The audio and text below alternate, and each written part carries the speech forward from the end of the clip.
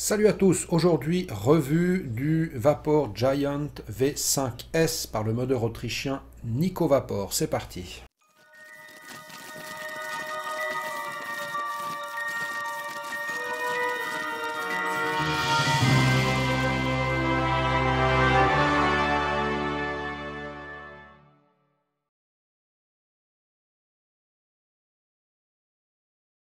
Le Vapor Giant V5S, c'est un atto en 23 mm de diamètre pour une hauteur de 52 mm. Il a un poids de 74 grammes, une contenance de 4,2 ml. C'est un atto single coil en matériau acier inoxydable. Il est fabriqué en Autriche et il coûte environ 120 francs à 140 francs, soit une centaine d'euros à 120 euros, ça dépend de la version que l'on choisit. Voilà, on passe en gros plan pour voir ça en détail. Il nous arrive dans cette boîte avec les indications Vapor Giant V5S. On a une étiquette anti-contrefaçon. À l'intérieur, on a évidemment notre atomiseur. Ensuite, dessous, on va trouver un sachet avec des spares, un coil préfabriqué et puis un petit tool fort pratique. On a deux petits documents, un qui n'est pas forcément hyper intéressant, hein, c'est des prescriptions générales, et puis l'autre qui nous concerne un peu plus, où on a le démonté de l'atomiseur avec les différentes pièces, et puis comment le préparer. Alors c'est assez sommaire pour le remplissage. Sur notre atomiseur, on a d'un côté une gravure Vapor Giant, c'est en même temps un des deux montants du tank en acier, et puis de l'autre côté V5. À l'intérieur, on a un tank Pyrex, on a un drip tip qui est biseauté de chaque côté.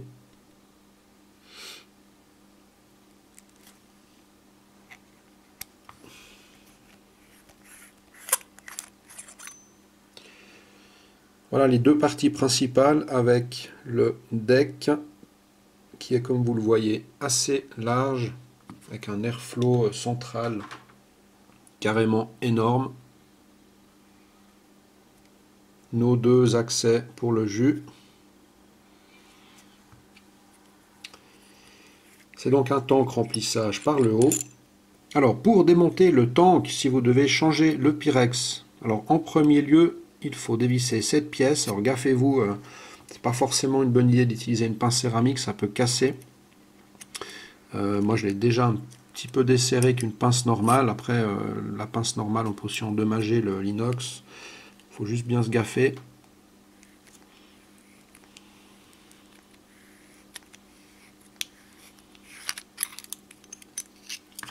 Voilà, donc là j'ai la chambre, toute la pièce qui vient. Ensuite il y a cette pièce à ouvrir avec, vous pouvez le faire avec une pièce de monnaie.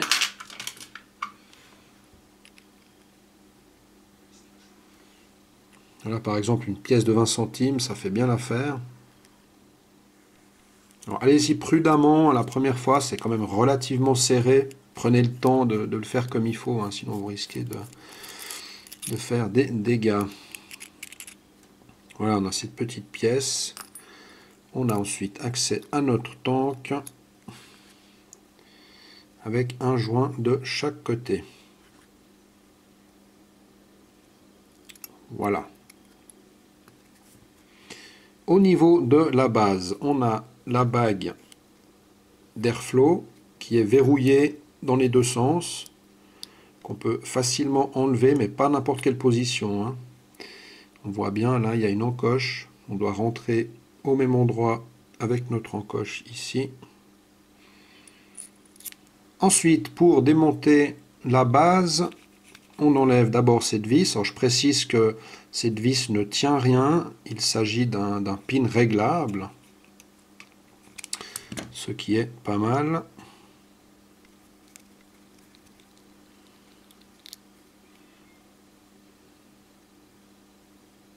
Voilà. On vient maintenant dévisser la base qui se tient en deux parties.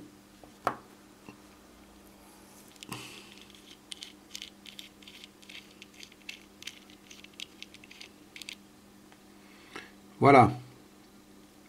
Donc là, on retrouve notre connexion positive avec la petite vis qui vient se mettre comme ceci. C'est pour ça que je disais qu'elle était réglable, hein, puisqu'elle ne maintient pas du tout cette partie.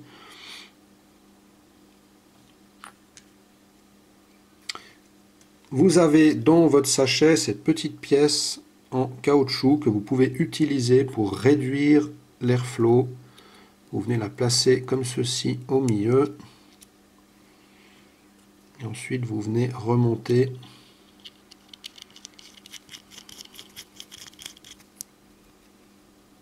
voilà, donc là, vous avez réduit l'airflow. Perso, je préfère sans. Pour le montage, je vais utiliser un Fused Clapton Nichrome. Je vous montre juste le fait qu'il y a des tout petits ergots qui remontent de chaque côté. Ça permet d'éviter que le fil s'échappe au moment où on serre. Pour le montage, je vais utiliser un Fused Clapton en Nichrome 80.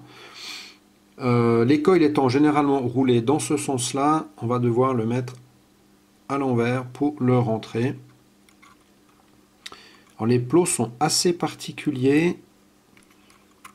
Je les trouve pas hyper pratiques. Quand on met des coils un tout petit peu larges, on est obligé de ramener les pattes. C'est un petit peu particulier. Alors là, moi, ce que je fais, c'est que je m'assure que la patte est bien rentrée. Je presserre juste histoire que la pâte ne puisse plus sortir.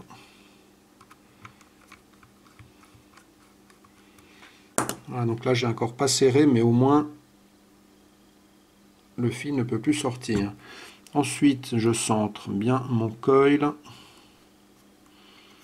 Je laisse la tige posée sur le rebord comme ceci. Et je serre.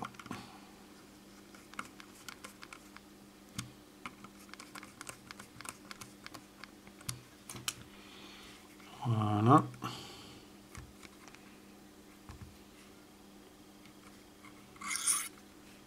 Ensuite, on fait bien attention de couper le plus à ras possible, très important, hein. Sinon vous risquez le court-circuit. Donc une fois coupé, vérifiez bien que vous êtes vraiment à ras, que le fil ne dépasse pas.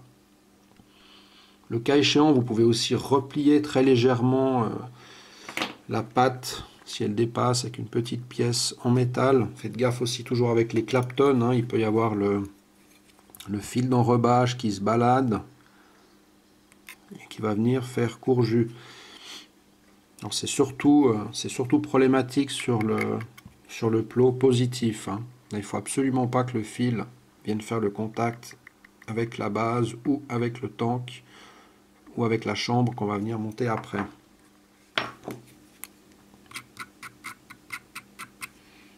Comme d'habitude, préparez votre coil pour s'assurer qu'il chauffe bien de l'intérieur vers l'extérieur sans point chaud, c'est important. Ensuite, on va passer au cotonnage. Rien de très sorcier, si ce n'est qu'il faut quand même mettre assez de coton.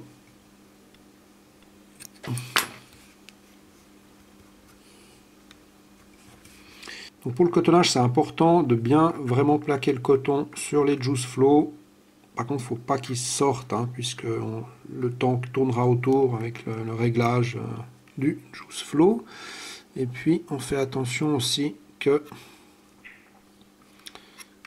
le coton ne vienne pas au-dessus de l'airflow central qui est énorme.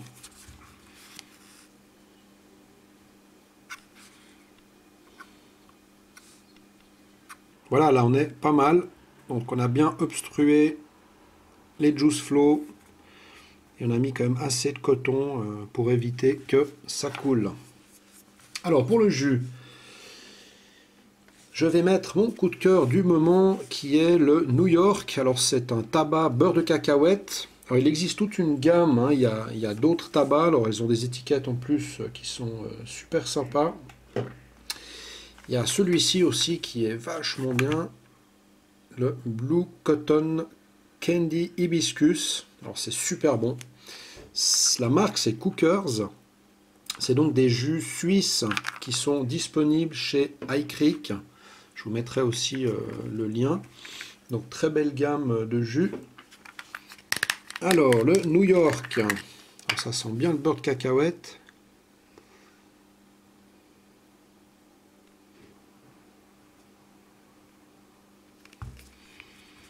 Voilà. Alors vu que j'ai une résistance de 0,3, on va se mettre 1,35. Allons-y. Voilà, ça marche plutôt pas mal. Ça sent bon le beurre de cacahuète. Alors on monte notre tank, on serre bien, et ensuite on voit que on va pouvoir tourner toute la partie avec la base, ce qui va servir à régler le juice flow, hein. Donc c'est pas juste le tank qui tourne, mais c'est vraiment une fois qu'il est vissé, c'est vraiment toute la base qui va venir tourner comme ceci pour ouvrir ou fermer l'arrivée de jus. Donc on ferme notre arrivée de jus avant de faire le plein.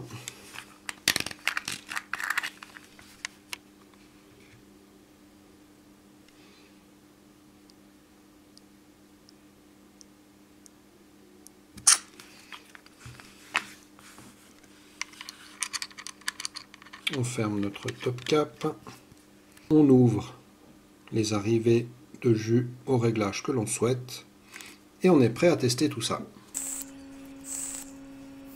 Alors ça fonctionne très bien, on a une vape plutôt aérienne, hein, même bien aérienne, hein. Vous avez vu le diamètre de l'airflow central. On peut fermer la bague.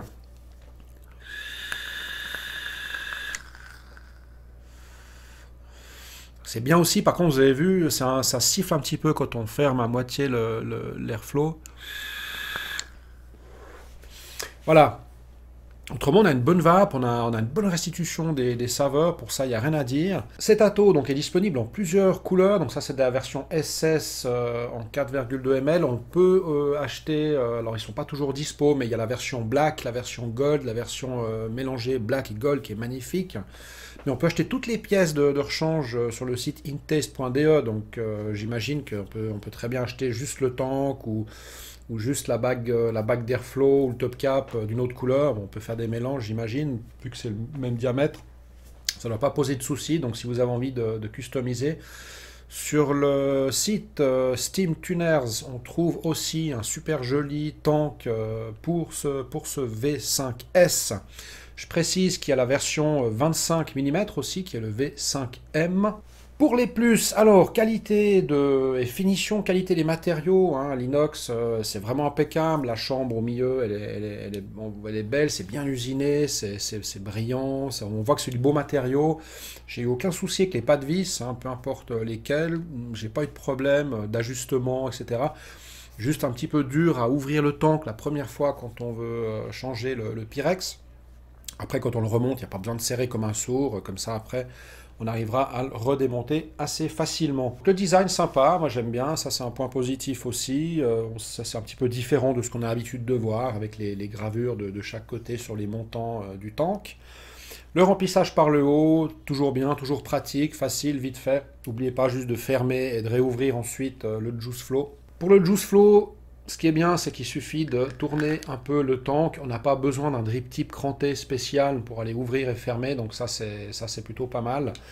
Et puis, qualité de vape et de rendu qui sont tout à fait bons, hein. Il y a vraiment aucun souci. On a quelque chose de bien dans les mains. Pour les points négatifs, j'ai pas de gros points négatifs, si ce n'est le deck, les deux plots de montage. Je les trouve un peu serré, hein. Comme vous avez vu, quand on met un coil un peu large, on doit un peu plier les pattes dedans pour bien les rentrer.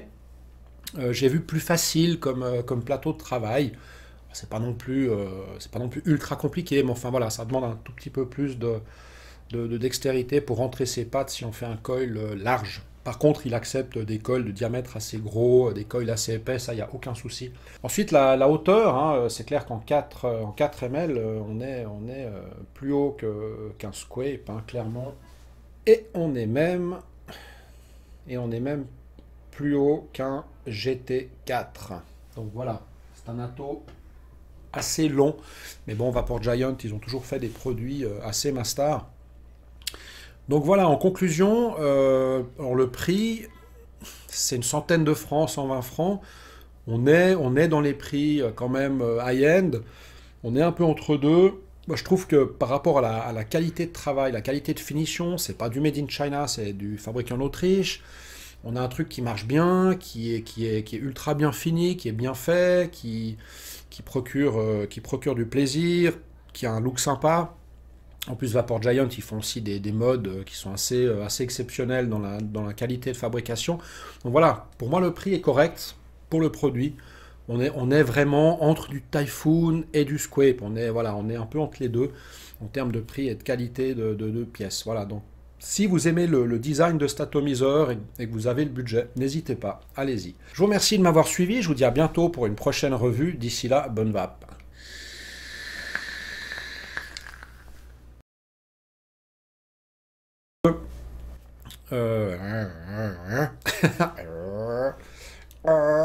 Moi je fais oui.